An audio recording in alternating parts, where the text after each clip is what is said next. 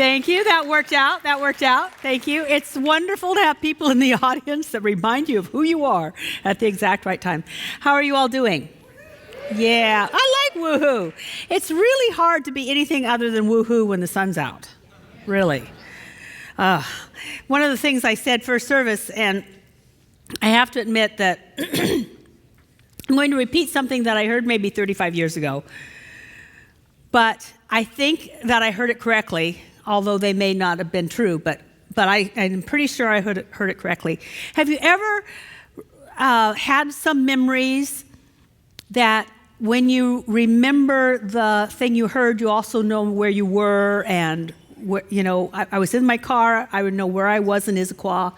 I was getting off, everything. I just knew everything. So I have this memory of hearing that in Seattle, we sell more sunglasses per capita than any other place in the world.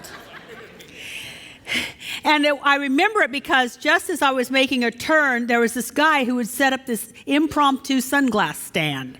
So I like, of course. And I think it's because when the sun does come out, we're just not used to it. And so I have about 8 or 9 pairs of sunglasses so that I'm never without. So I think it's a happy day when I have to put on my sunglasses. That's what I'm getting at. For those of you that are here for the first time, or for those of you that have wondered how to describe us, how do you tell people what you do on Sundays? It's easier to say, I'm hiking. Isn't it? I mean, hiking works. Oh, I'm hiking. But to actually explain to somebody what you're doing that's not outdoors, like, wow. So, just so that you can know and I can remember, the Center for Spiritual Living is a place where we provide the teachings that bring together the opinions of philosophy, the discoveries of science, and the revelations of religion, applied to human needs and aspirations. And I've always loved that quote. And it was verified, once again, because I love to hear things that verify what I already believe.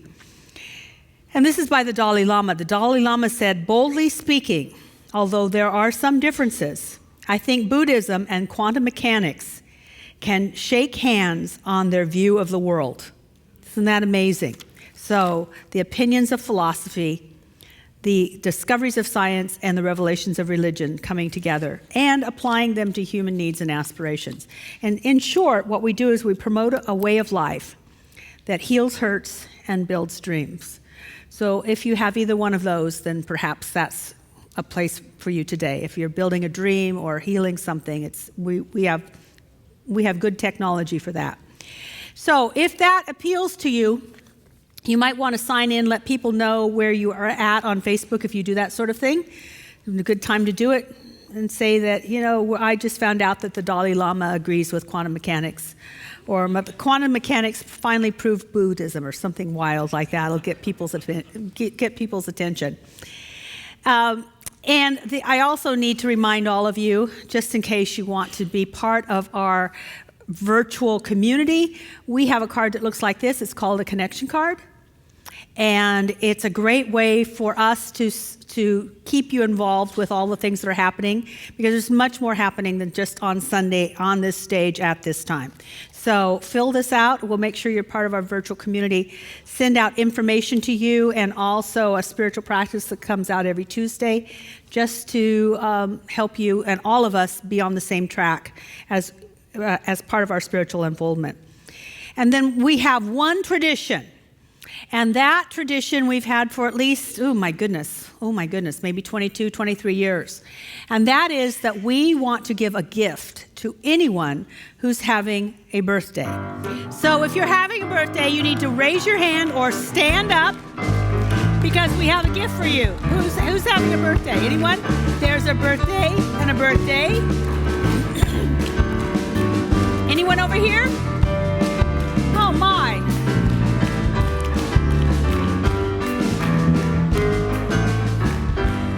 Well, no birthdays. Oh, hush.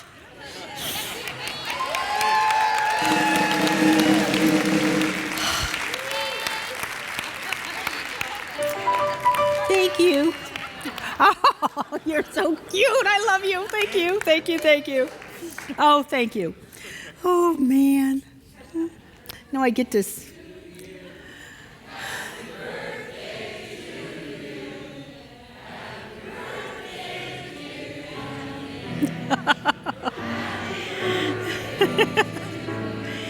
Thank you. Oh, thank you very much. You didn't hear what I heard. This group started, and then this group started, and it wasn't even together. It was very interesting. It's very fun. Thank you very much. Well, that's enough. Let's take a deep breath.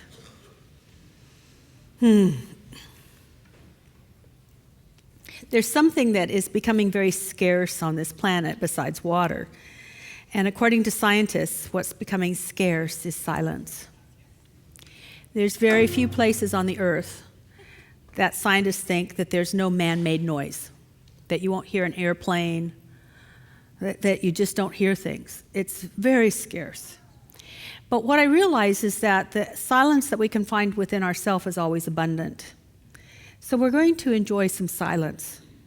And it doesn't mean that you won't hear the air conditioner. It doesn't mean that you won't hear someone cough. It doesn't mean that there won't be noise. But to enjoy the silence is to enjoy that place within yourself where the infinite lies in silent repose, where you're content to just be.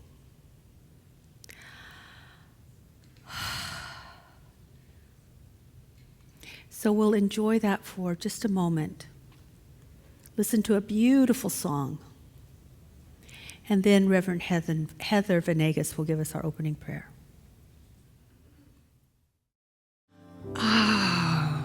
Oh, sweet Spirit, pour your love in me. Pour your joy in me.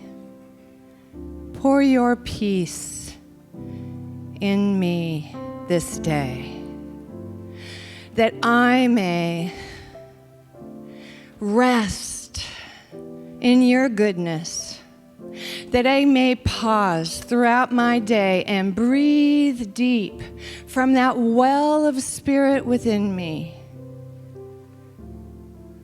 Pour yourself in me, sweet Spirit. Infuse every cell of my being with your light. Animate every action, every word, every interaction with your love and with your kindness this day. Pour yourself in me, that I may walk this earth this day, doing that which you would do through me, as me, and around me.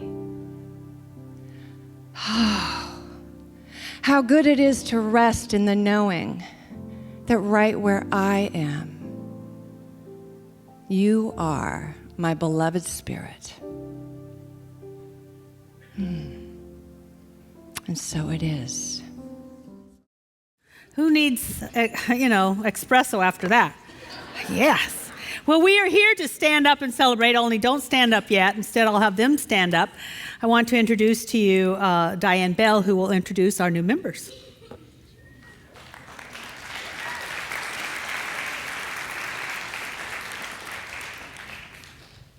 Good morning. As Kathianne said, I'm Diane Bell. I'm our Community Development Director here at Center for Spiritual Living, and it is my joy to present some of our new members today.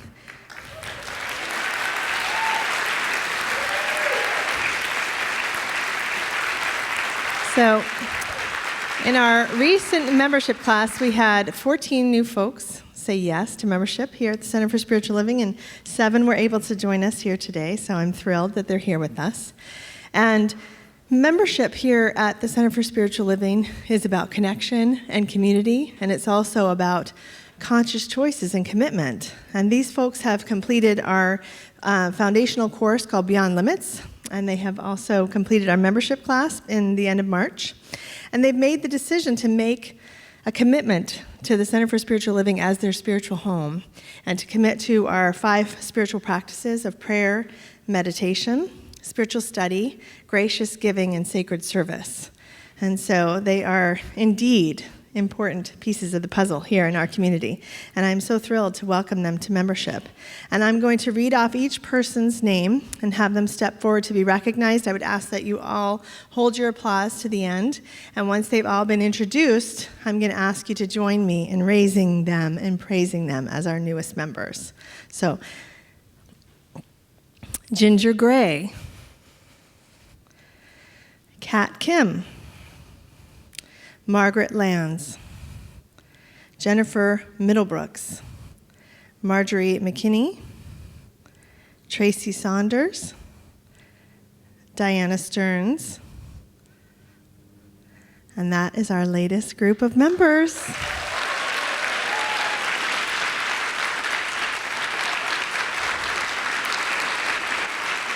Okay. So, let's all now join together in raising and praising them in the name of love.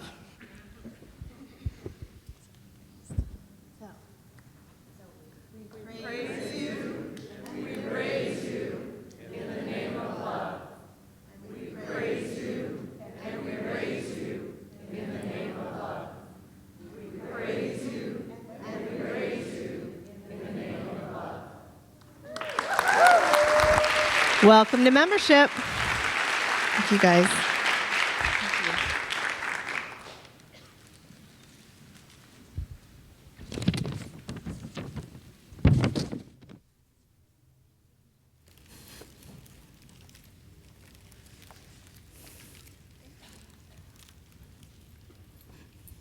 Thank you, thank you, thank you.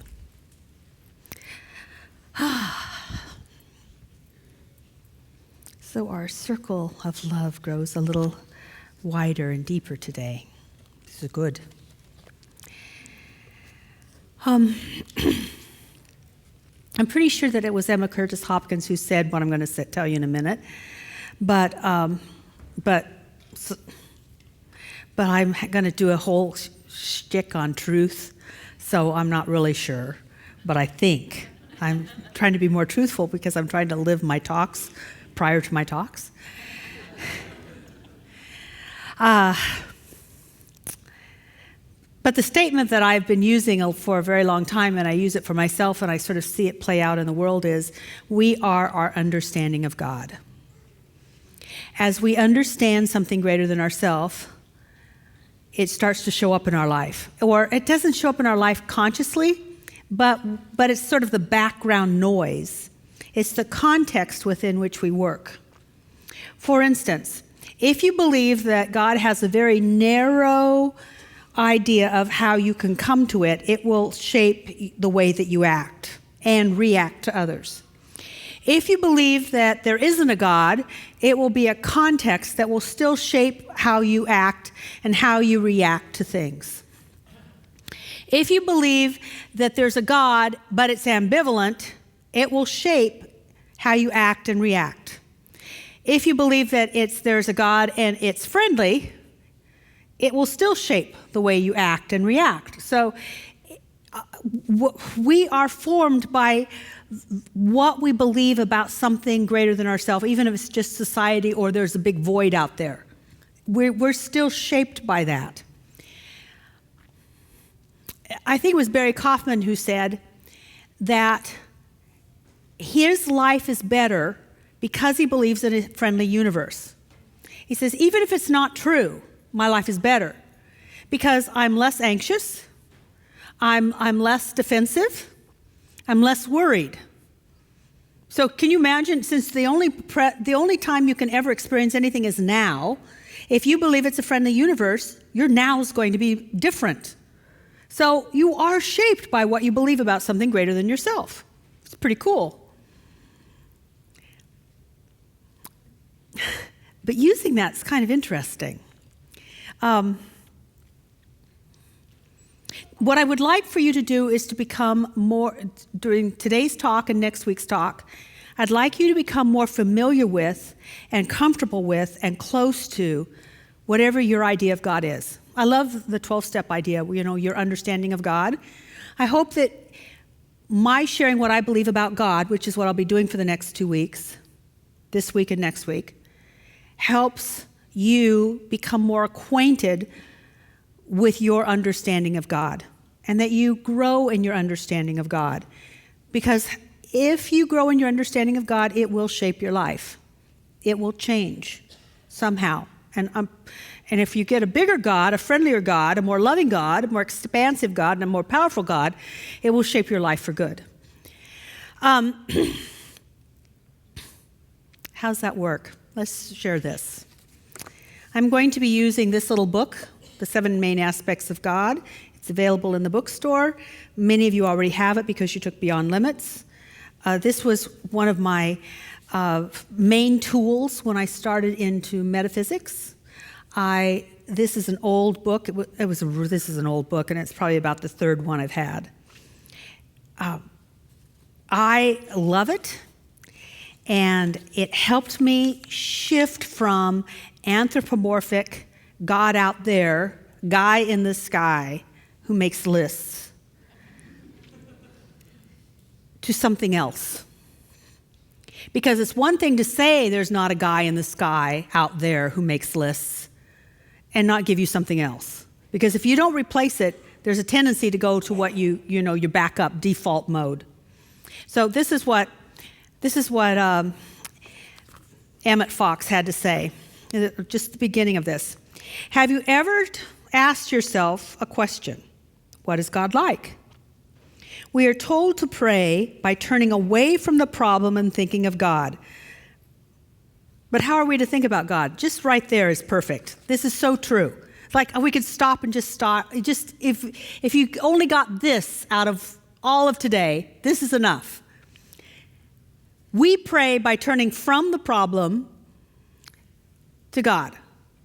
Just from the problem to God. Whereas a lot of times, before I got this new idea of God, or this new idea of philosophy, this way of thinking, is I would take the problem to God.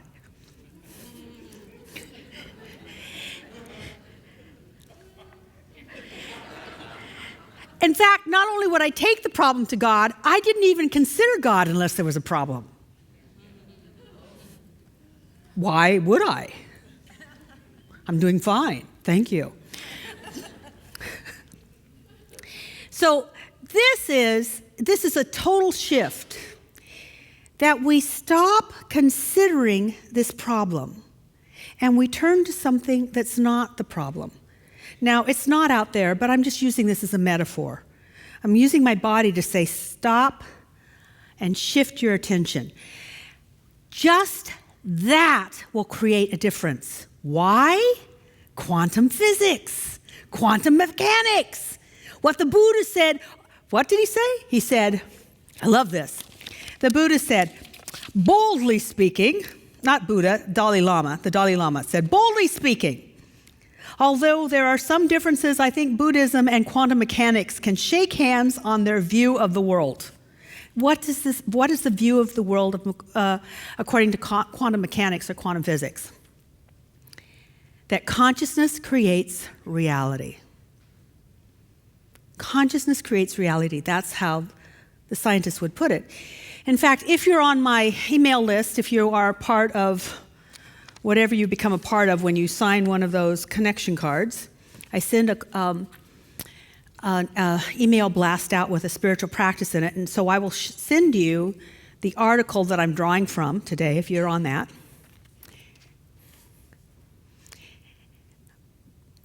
So the main tagline was, how did they put it? They put it, consciousness creates reality. Physicists admit the universe is immaterial, mental, and spiritual.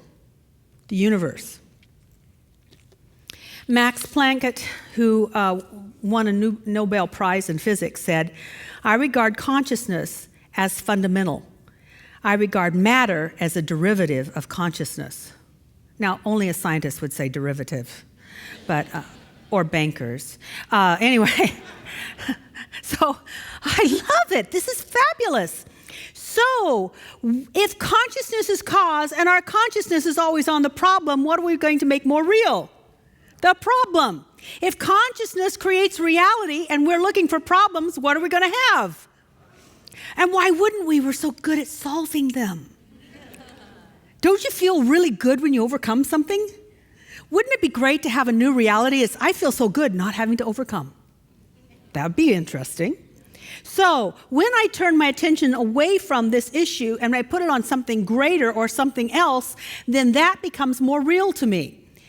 So I'm going to talk about 3 things about this something greater or something else today, because for a long time, even though I had this formula, it was difficult for me to really grasp what I'm turning to.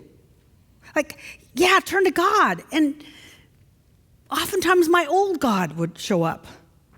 So I want to give you a synopsis of this book with my own ideas about it, so that we can get a larger idea of what this something else is, because it will shape us.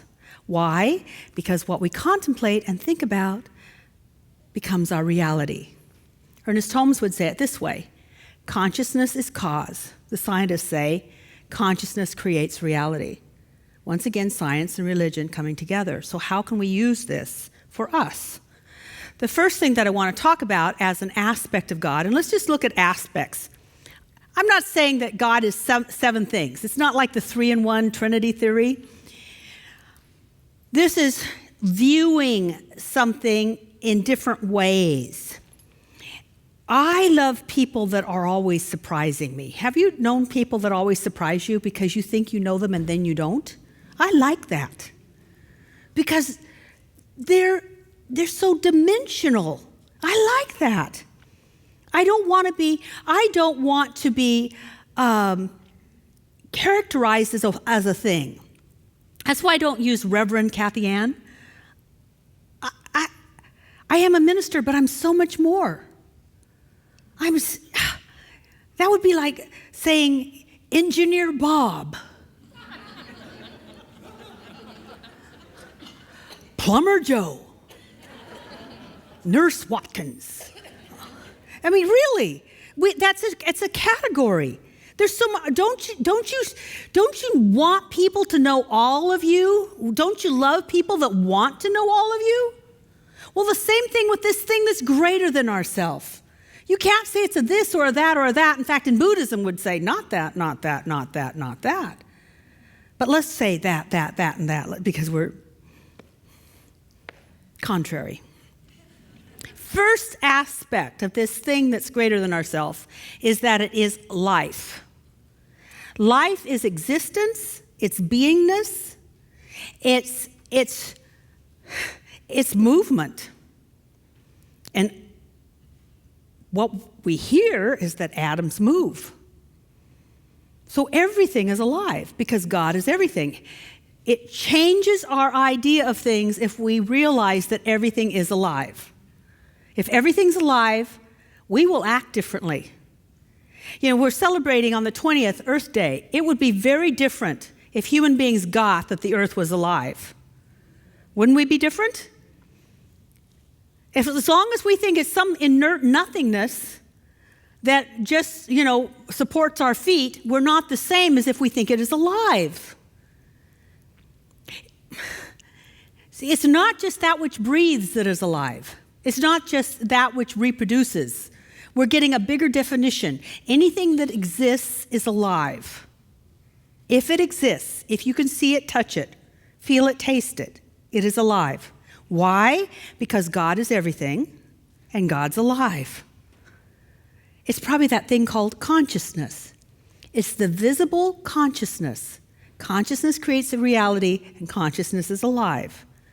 So sometimes it shows up in reality that looks like something that doesn't move much, and sometimes it looks like something that moves and talks and does a lot of stuff. But it's all life because it's all God. Now I'm going to give you my knowing of this, because I believe that the earth is alive. And I kind of got that up here for a long time. How many of you have always got these things up there? Oh yeah, Mother Earth is alive. How many of you ever had that idea? It's very, theoretical and kind of makes nice Hallmark cards and stuff like that, and good things to put on Facebook. All right.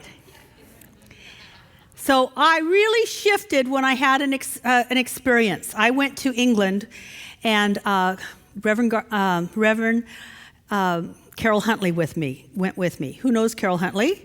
Because you've done things with her. If you know her, you know she's woo-woo. Woo-woo. On the woo-woo scale, she is over here. She sort of like balances the rest of us. I'm not so woo-woo. And I usually walk behind her just so she doesn't get it all over me. So we went to the woo-woo capital of the world, which was the more woo-woo section of England. Oh, baby. And we went to Stonehenge, where they've been wooing for a long time. And everything's about the earth, and So I'm just going along. And because she picked the guide, the tour guide was way woo-woo. Way. And so we're going to Stonehenge. And the guide, straight-faced, says, you never go into a sacred circle of rocks without asking permission first. Yeah. And how, right. I'm trying to be a good guest and say, fine. So we're going to Stonehenge, which is one of the great things about going with us is because we go into places by ourselves. We set it up, we go to places by ourselves. Now if you go to Stonehenge, it's roped off, like from here to the end of this property, and you get to peer in. But we get to go in by ourselves to Stonehenge before everybody else. So we have the guard rock that you're supposed to ask permission from before you enter Stonehenge. And everybody's all lining up, and they're getting real serious, and they're touching the rock. I'm like, I'm gonna die here. I'm gonna die. So I touch the rock, and sure enough, the rock in my hand had a conversation. It did something. I felt it. It pulsed. I don't know if that was a yes or a no, but I wanted to leave, so I went into Stonehenge. So it was something. It was something. And I don't talk something when there's not something. And I'm actually very hard to influence. I'm not one of those people that feel things. Anyway, not that I have anything against all of you who feel things. Anyway, the rock was alive. I go into Stonehenge, and everybody now is hugging rocks. They're like, I have pictures of people hugging rocks, laying on rocks, being in between rocks. Oh, it's just all over. They are like insects on things, all over these rocks. I'm like, oh, geez. But I've also went to Glastonbury before that, and you can't go to Glastonbury without buying the right diviner rods. Yes. So I'm divining, and all of a sudden the diviner rock goes like this thing, and it goes down. I go, well, this must be my place of earth, because the rocks are taken. I lay down, and I disappear. I could not tell the difference between the earth and myself. Scared me to death. I jump up. The earth is alive. And some part of the earth said, hi, honey. Welcome back.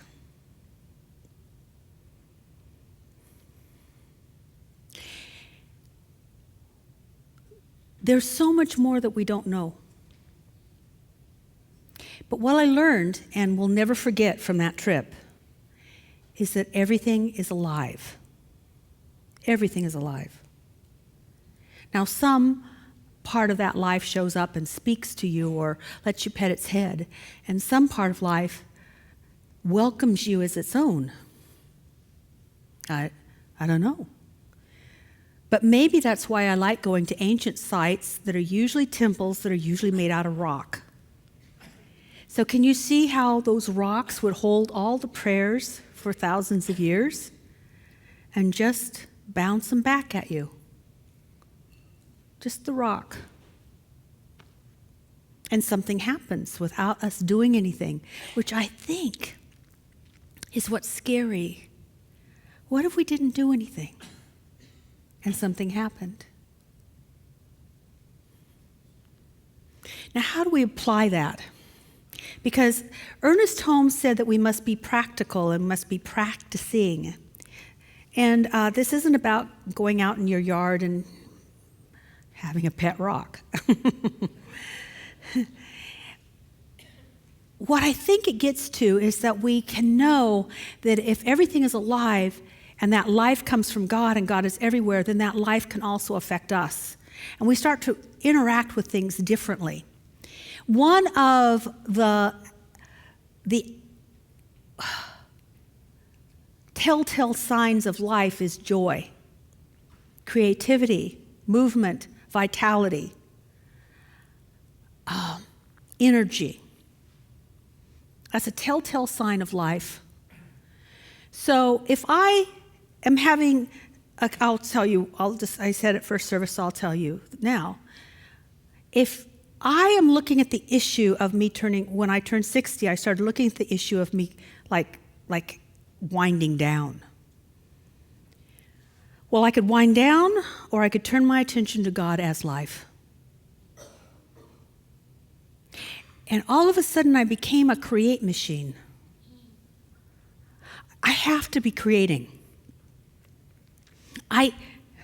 No, just take a deep breath, because you're going to hear something you haven't heard in a long time. Take a deep breath. I now cook.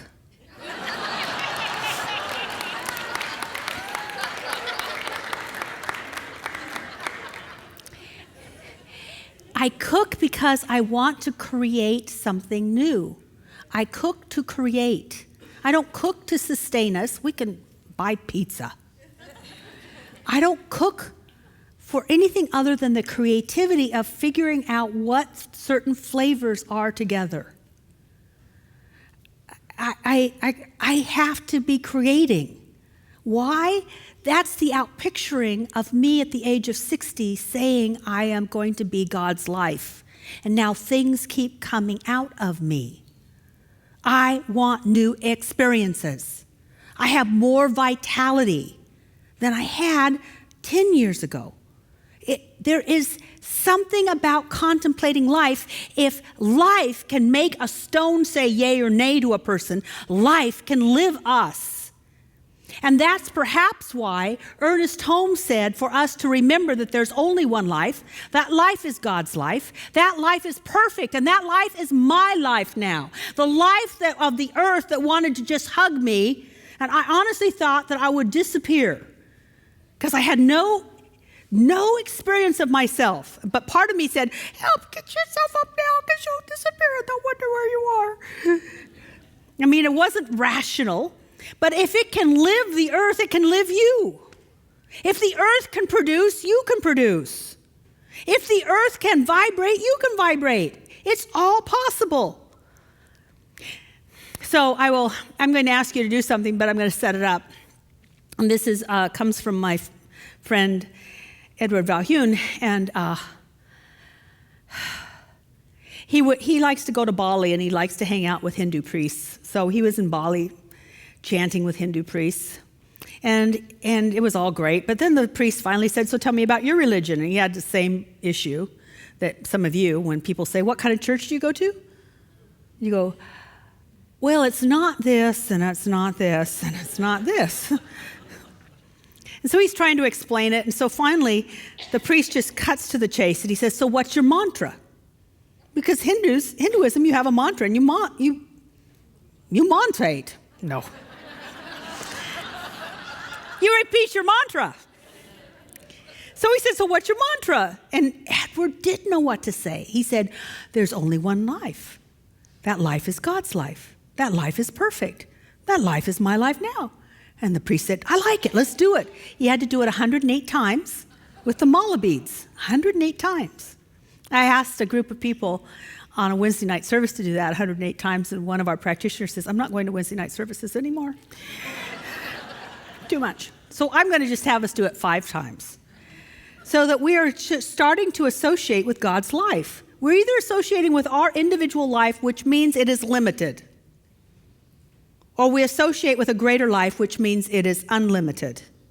You get to choose. So if you don't want an unlimited life, don't say anything.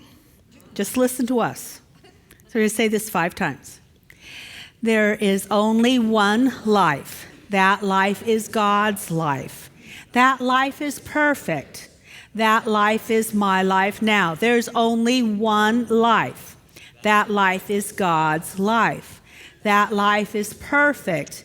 That life is my life now. There's only one life. That life is God's life. That life is perfect. That life is my life now. There's only one life. That life is God's life. That life is perfect. That life is my life now. Last time, there's only one life. That life is God's life. That life is perfect. That life is my life now.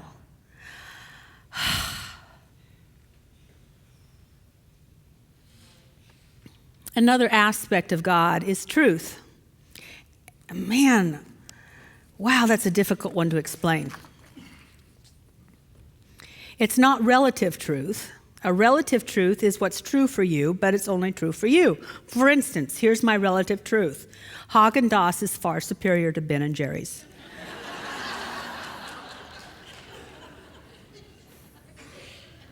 It's my truth. It's okay to have your truth, but it's a relative truth. What we're looking for is an absolute truth. An absolute truth has no opposition to it, meaning that it includes everything. So it's not true here and not true here. It's true. That's why one of the words that I like for God is good, because everybody's seeking good. Now, their good will be relative, but the absolute thing is they're seeking good. Does that make sense? They want a more comfortable life. They want a life for their children. That's good. And yet how they would figure that out, what they want their children to do, how they want their earth to look is relative. So it's absolutely true when you say that the love of your life is the most wonderful person in the world. But it's a relative truth. But it's a great truth for you. Does that make sense? Like for me, Tim is the best man in the world. It's true. It's just a relative truth.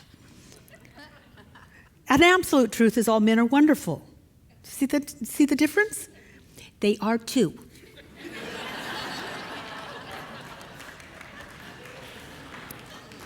In an absolute sort of way. Now, this is where it gets weird. How do you know what an absolute truth might be? Well, Jesus sort of defined it this way: the truth shall set you free. So if you're telling yourself a truth that confines you and does not allow you freedom, it's not true for you. There are things that you can tell yourself that will not make it true, that will not make you free. It's not your truth. It's a litmus test for freedom or for truth. Does it make you more free? I mean, I look at what the world tells itself, and every time we have a conflict, it's because the world is telling itself something that's not true. We're better than they are. There's no freedom in that. In fact, Buddha had an even better definition of truth. According to the Buddha, when he was asked according to tradition, when the Buddha was asked by his disciples, what is truth? Buddha said, you'll know it's true because it works. If it doesn't work, it's not true. Think about that. A lot of things in the world aren't working right now because people are not telling themselves the truth. They're telling themselves something else. Now, how do we make this work in our life? I'll give an example. Many, many years ago, I started the employment ministry, and it still continues on. It's on Wednesdays at 5 o'clock. It's free. It's for anyone who wants a new job or a better job, a more fulfilling job, a job that speaks to your heart. And what I would start people doing whenever they showed up is I'd ask them to tell me what they really wanted in an occupation. Because I said, here's the truth, you really don't want to work. And their face would light up. It's true. I don't. How'd you know? Because nobody wants to work unless we love it, and then it's not work.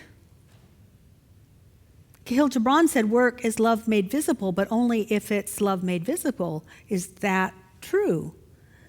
So I would get people to just talk about what they really wanted. What do you want? And many people, it took forever for them to name what they really wanted because they were afraid to say what they really wanted. Instead, they said what they thought they should say. They said what they had been telling themselves over and over again. They never said the truth. But when someone finally got to the place of standing up for the truth about what they really wanted, then things moved. Then we got results. Emma Curtis Hopkins says we cannot operate in a lie. I shouldn't say we can't. Well, we can't. We're not operating. We're just existing in a lie. What she really said is God does not operate in a lie. You can't lie to yourself and have a miracle happen. You can't lie to yourself and get what you want. Boy, that's hard, though. So truth will set you free. And we use this when what we've been looking at is a decision we have to make. And we need truth when we want our business dealings to go right. And we want truth when we are confused. And we want truth when we have been repeating patterns over and over and over again that are not fulfilling. And you turn a corner and there it is again. It's time to pray for truth. It's time to say, God is truth. And God is present, and I am now filled with truth. So that we can become free of the pattern. So we can see it for what it really is. We can see what we've been telling ourselves. The other thing that I want to address today is love. And it's not as hard to explain as truth, but it almost is because the world has such weird ideas about love. How many of you How many of you have been hurt by love before? It's okay to raise your hand. Love doesn't hurt. See, we have weird ideas of love. We don't know the truth of love. And so therefore, what we think about love can affect us in some not so pleasant ways. But love, as it is defined, I think, in a spiritual aspect, is that love is the ability. Love is the nature of the universe that includes everything. It is that field of possibilities, that consciousness that the quantum physicists talk about, from which everything springs. The highest word for God is love. Jesus said, if you don't know love, you don't know God. It's just an aspect. It is that ability to include everything. So that's why I think that Jesus put so much emphasis on forgiveness, because if you can't forgive, you can't love, and if you can't love, you can't know God. Therefore, it's going to be very difficult for you to accept God's blessings because it's still out there somewhere. You're not a part of it. You've separated yourself. As I was doing this talk, I realized that's why Jesus could be such a healer, because he was a lover. And love heals. It wasn't Jesus, it was just love. Just a lover. Mother Teresa healed so many of the ills of India, and people were so lifted. Why? Because she was a lover. John of God. Do I believe in spirits? No, but do I believe he loves people? Yeah. So I believe he can do anything because he loves. If we have an issue in any area of our life, it's calling for love. But if I look at the way that I can sometimes approach the issues of my life, sometimes I want to resist them, avoid them, or sometimes put them away some other place when it's really just a call for love. I used to study the history of the Christian church because I found it fascinating how quickly things changed and how policies were inserted. And what we do know, I know, and what scholars have said, is that the early Christian church, which means like maybe the first 20 years after Jesus was on the planet, was filled with miracles, filled with healings. And then those started to fall away to the point where it was just ostracized if you could be a healer. And to the point where if you were a healer, you were filled with the devil. Now, how did they get that far away? Maybe because as the church also evolved, they started putting up rules about how you should do it. And as soon as they got the rules on how you should do it, then all of a sudden they weren't in the field of love, which is unity. It's like, oh, you follow that disciple. Oh, you follow that apostle. And then when the division started, the loves was not recognized, therefore the healings dissipated. Love heals. It just does. So when we want a healing of any kind, what we're asking for is for love to make that happen. We're turning to God as love. I always wondered how it is that I take pain out of my body, and I realized that when I was doing this talk. For instance, during my time off, I spent a lot of time with my husband because a lot of times he gets the dribs and drabs of my life, in between things. So for 2 weeks, it was just Tim and I. It was great. And we took a hike up Wallace Falls. Let's talk. Easy, medium. Medium seemed like hard. So I definitely turned around when it said it was going to be hard. But anyway, I came back, and my feet hurt. And one especially was just boom, boom, boom, boom, kind of like that rock, boom, boom, boom, boom. And the pain was there, and I just put my attention on it. And I realized I didn't do that until just this morning. I realized that one of the ways that I get rid of pain so that it goes away, it subsides in my body, is I put all my attention on it. Where a lot of times we want to mask it or have it go away. God, take this away, or whatever. I put all my attention on it, and it goes away. It went away like in about 30 seconds. Attention is love. I was making myself one with the pain, and oneness is love. So love did it. Wow. 3 aspects of God. 3 ways to turn to something greater than ourselves. Next week we'll do 4 more. In fact, we'll do the one that I like the best, that made me a healer of automobiles and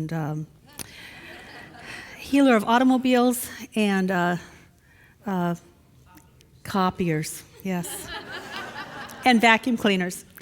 Anyway, get the book, read ahead. But I want to close today by doing a prayer. There's trouble in River City, brothers and sisters, because there's rivers drying up. There's droughts happening. Many of our neighbors, in fact, even in this state on the other side of the mountains, it could be bad fire season. We just haven't had enough liquid sunshine. Well, we have. They haven't. And so I thought it would be good for us to pray for rain today, since we're going to be celebrating Earth Day on Wednesday. Is it 20th Wednesday? And Mama Earth loves rain. Is it Wednesday? Tomorrow. 20th is tomorrow. Oh, April is going by so quickly. Oh. It's 22nd? Okay, well then fine. I'm so confused. My husband's birthday. No wonder it's Earth Day, because he is Mr. Earth. It all makes sense now. Everything is right in the universe. All right, so wait. I want you to understand. Let's go back to everything I've said so far.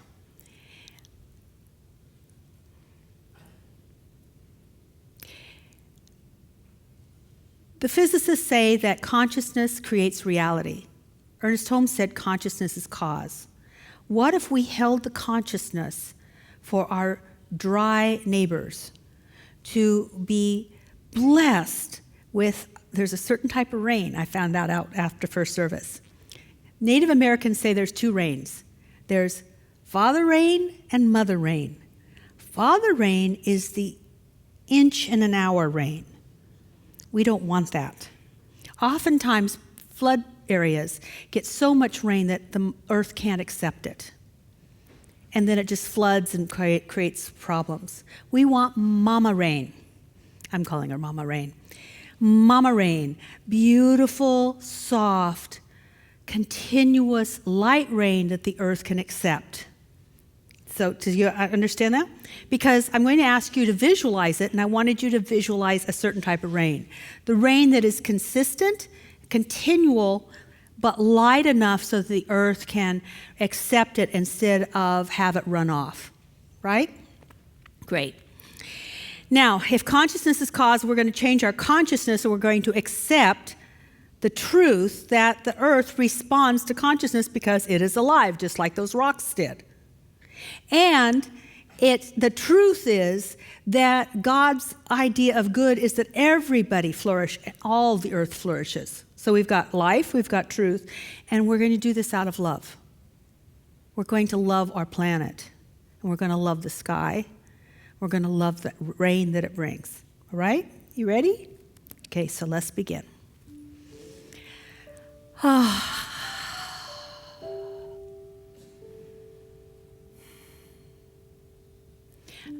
And so I turn my attention to God as love. Love that includes. Love that heals. Love that fills. Love that nurtures.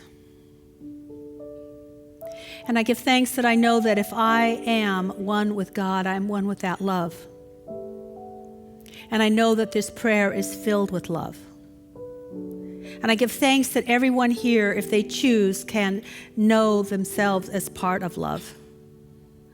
To know that they are the heartbeat of love. And their thoughts can be the imaging of love.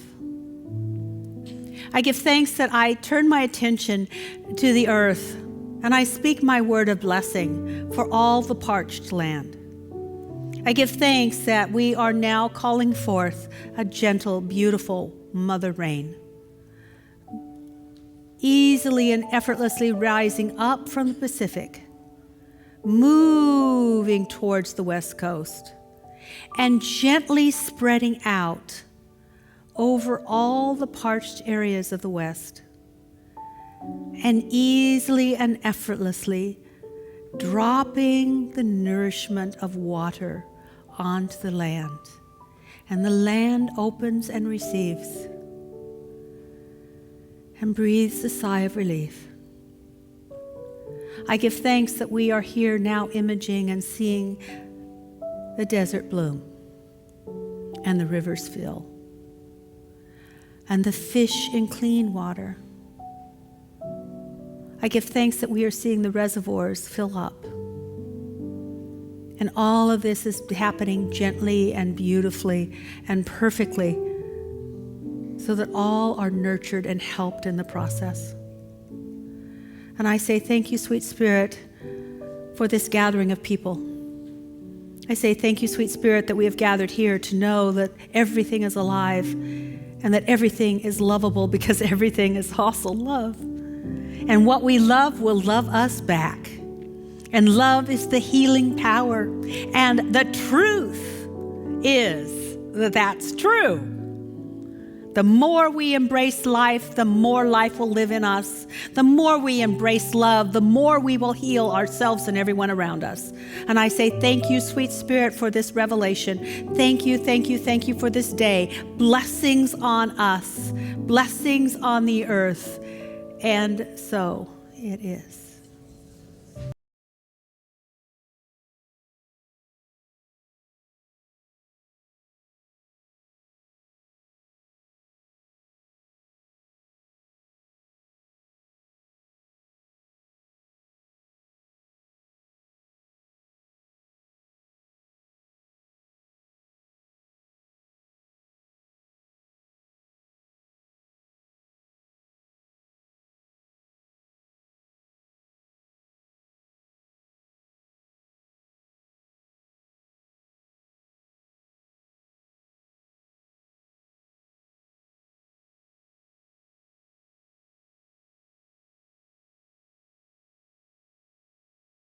CDs are available in the lobby. Yahoo! And while you're on the way to CDs, check out all the things that are available. Gourmets for God. I've been scoping. It's been fun. The ushers, please come forward. And for those of you that are new to Gourmets for God, it's it's our only big fundraiser actually every year. People open up their homes, cook for you. It's fun. And then what you pay what you would pay to go out eat for dinner, and then we get the proceeds. It's a great fundraiser. So it works for everybody. It's win, win, win. And we have more people providing really interesting venues this year than ever. I think we're up by about 8, so it's fun. More selection. That's how I plan my summer. I'm willing, now that I'm cooking, I'm actually willing to eat other people's food still willing to eat other people's food. So let's just take our gift and love it.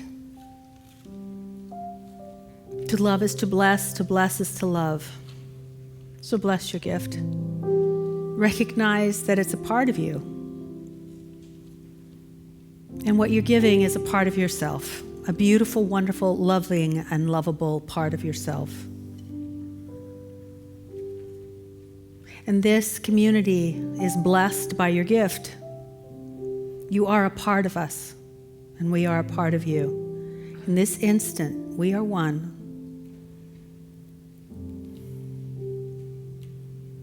And your support of this community supports yourself.